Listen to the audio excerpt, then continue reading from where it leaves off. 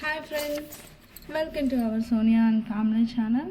ఈరోజు మరొక నాయనార్ అయినటువంటి అత్యంత ప్రముఖులలో ఒకరైనటువంటి సాక్షాత్తు ఆ పార్వతీమాత స్తన్యం నుండి పాలను తాగిన చిన్న బాలుడు, గొప్ప వ్యక్తి, ఆ శివ జ్ఞానాన్ని పొందిన వ్యక్తి గురించి, ఒక నాయనార్ గురించి తెలుసుకునే ప్రయత్నాన్ని చేద్దాము. అది 7వ శతాబ్దం జైన బౌద్ధ మతాలు ప్రాబల్యంలో ఉన్న రోజులవి. పాండ్యరాజు కూడా శైవ మతాన్ని వదిలి జైన మతాన్ని స్వీకరించిన దేశం. రాజే జైన మతాన్ని స్వీకరించడం వల్ల ప్రజలు శైవ ఆరాధన చేయలేక ఇబ్బంది పడుతున్న రోజులవి. కావేరీ నదీ జలాలు పుష్కలంగా ఉండి పచ్చని పంట పొలాలు, పచ్చని ఆహ్లాదకరమైన ఆనందకరమైన వాతావరణం గల ఆ రాజ్యంలో శైవ మతం అడుగంటింది. ఇది ఇలా ఉండగా అక్కడ ఒక పల్లెటూరు శీర్ఘాళి అనే ఒక ఊరు ఉండేది. ద్వాదశాదిత్యుల్లా 12 పేర్లతో వినుతికెక్కిన ఊరు ఆ గ్రామం శీర్ఘాళి.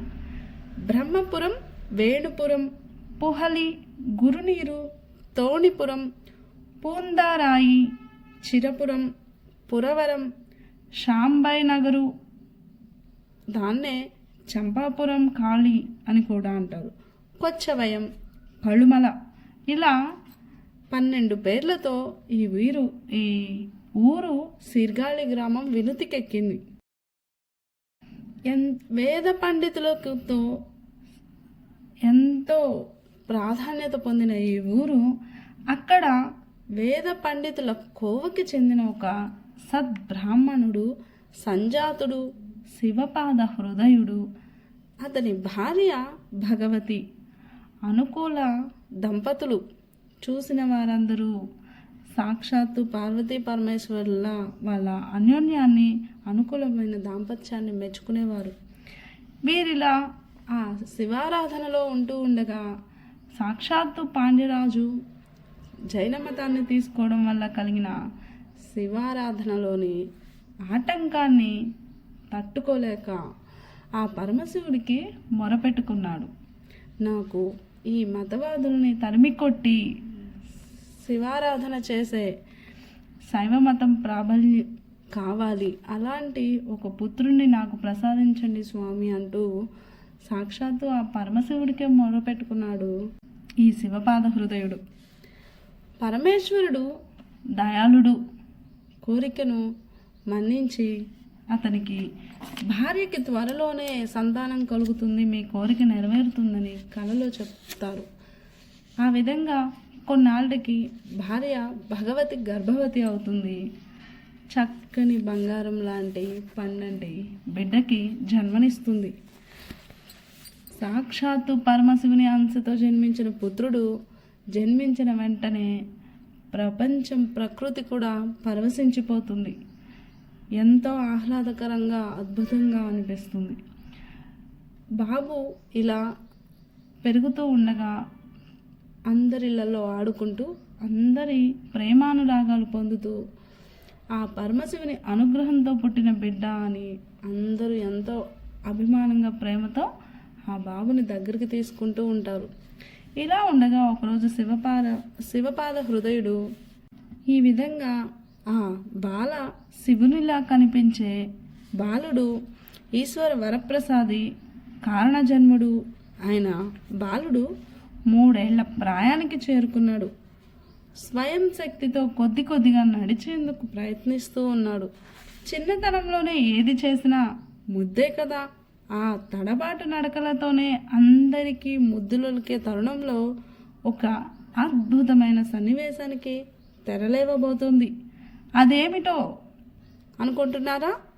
ధనుర్మాసపు ఉషోదయ వేళ, అప్పటికింకా పూర్తిగా తెల్లవారలేదు.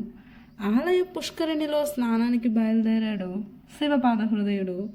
నేను వస్తాను మీతో పాటే తండ్రి గారు అంటూ గారాముగా అడిగాడు బాలుడు.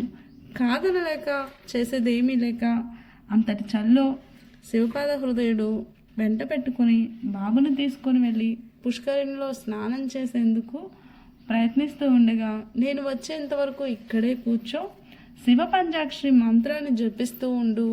అప్పటికి ఇంకా భయం వేస్తే ఆలయ గోపురం పైన ఉన్న పార్వతీ పరమేశ్వరులని తలుచుకొని భయం మొత్తం పోతుందని చెప్పి స్నానానికి వెళ్తాడు. ఇక్కడ పిల్లవాడు శివ పంచాక్షరి మంత్రాన్ని జపిస్తూ కూర్చుంటాడు.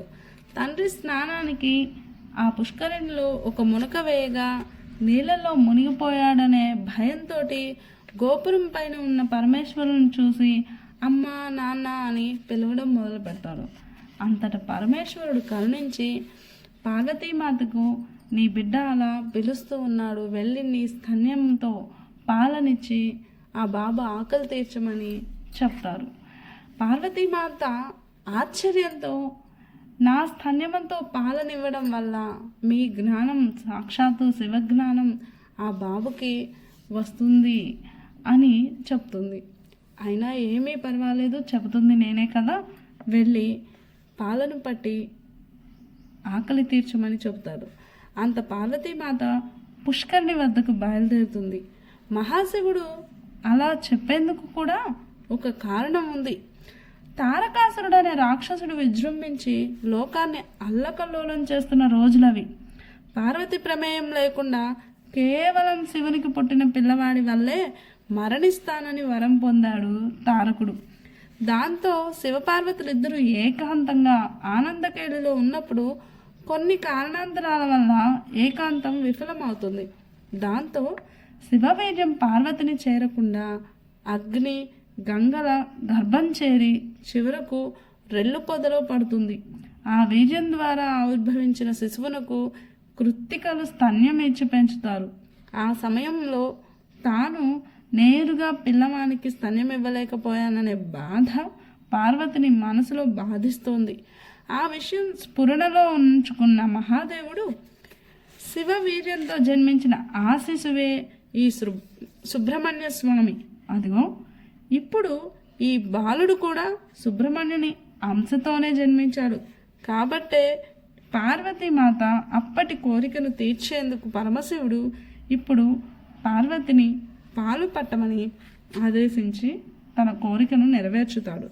భర్త ఆజ్ఞ మేరకు పార్వతీమాత ఏడుస్తున్న కురవాణి వద్దకు వెళ్ళి సముదాయిస్తూ, వేదమాత, సకల లోకమాత పార్వతీదేవి ఒక బంగారు గిన్నెలో తన స్తన్యాన్ని పిండి పాలని కుర్రవాడికి పట్టింది. శక్తి స్వరూపిణి అయిన జగన్మాత అమ్మ హృదయం పాల వెలిలా ఉంటుంది దయతో. పిల్లవాడు తామున్నామని నమ్మి పిలవగానే భర్త ఆజ్ఞతో బంగారు గిన్నెలో తన స్తన్యాన్ని పిండి ఆ పిల్లవాడికి ఇచ్చింది.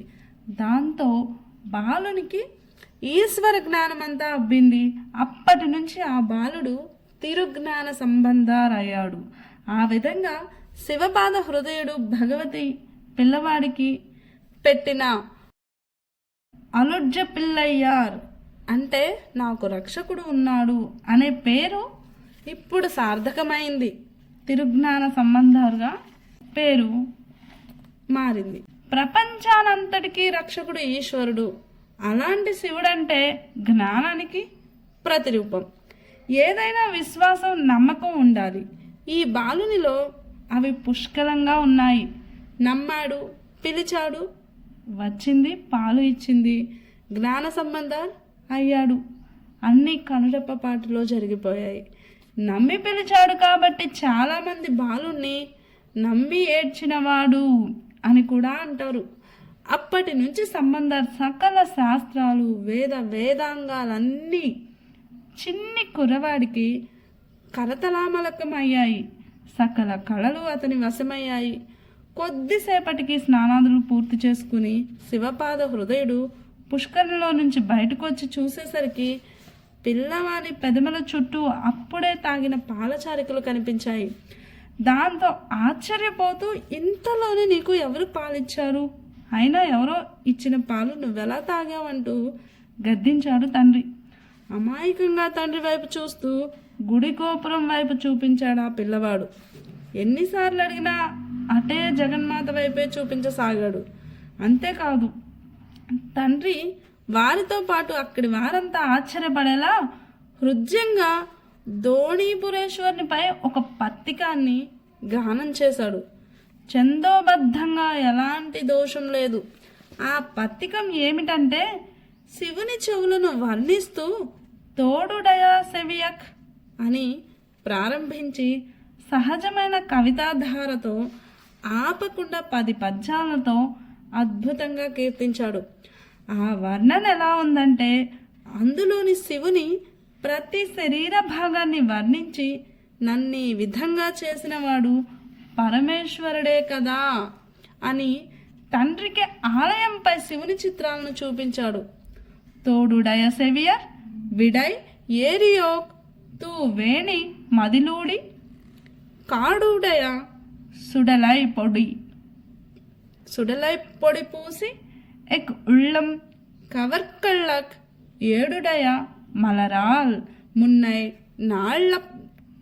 నాళ్పడింది ఏత్త అరుள் செய்த పీడుడయ పిరమాపుర మేవియ పెమ్మాక్ ఇవక్ అన్ ప్రకాశించే చెవి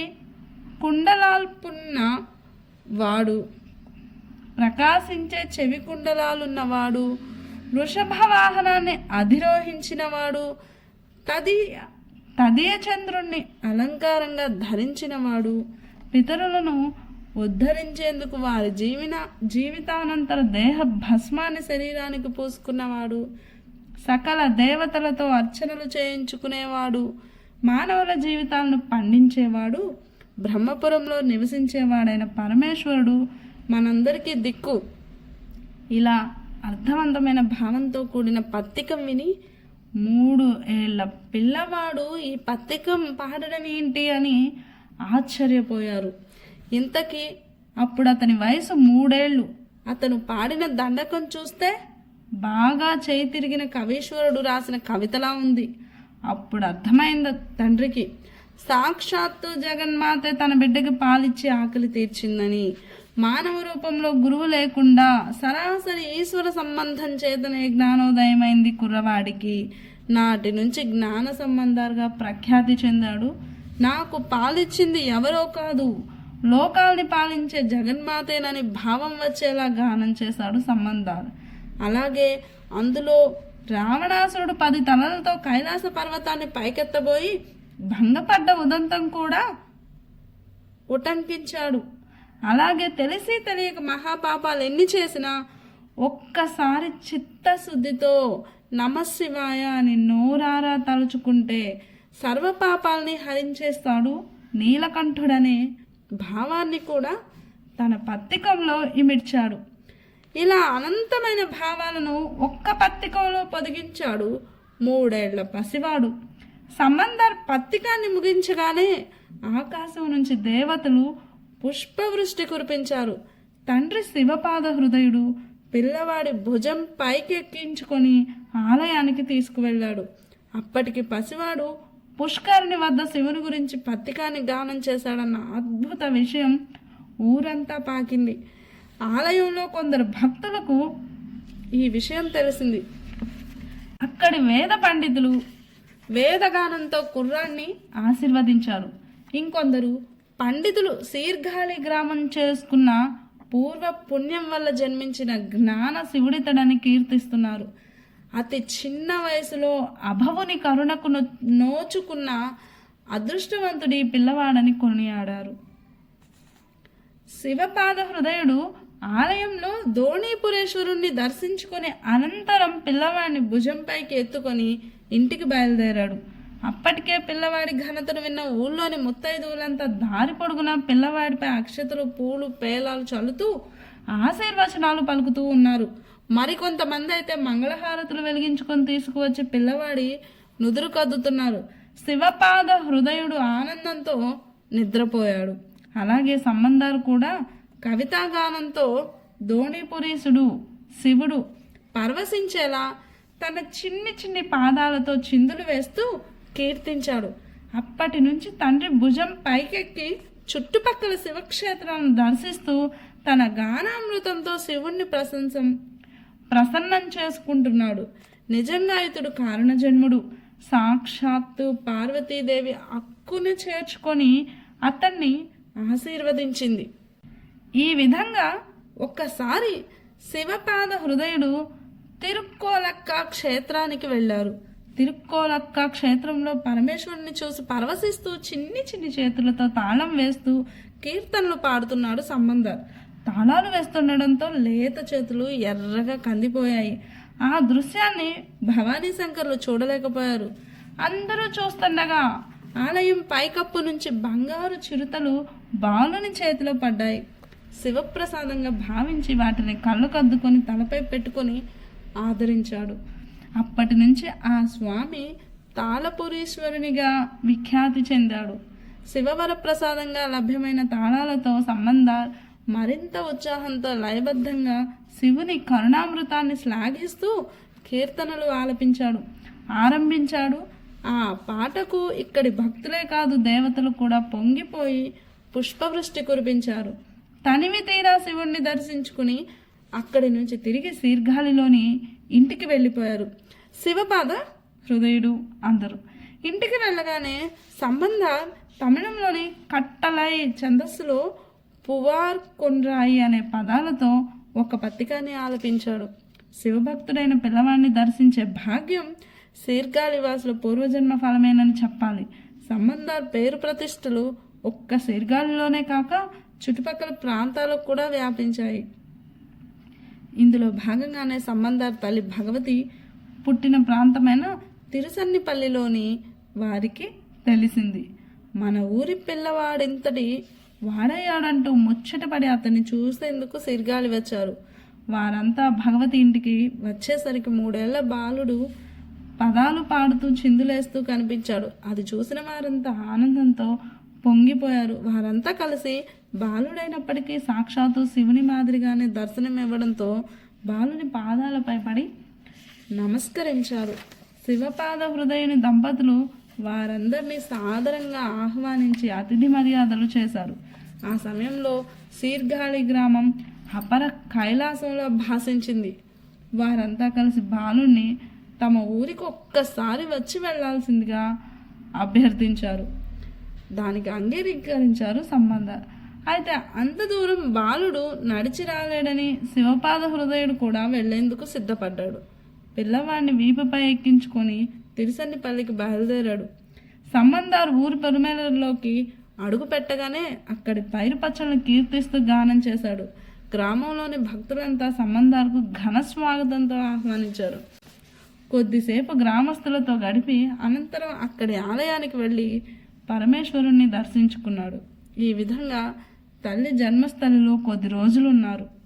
వీరు ఇక్కడ ఉండగానే ఇక్కడకు సమీపంలో ఉన్న తిరుచాయికాడు గ్రామ ప్రజలు సంబంధార్ గొప్పతనాన్ని విని తమ ఊరికి ఆహ్వానించారు.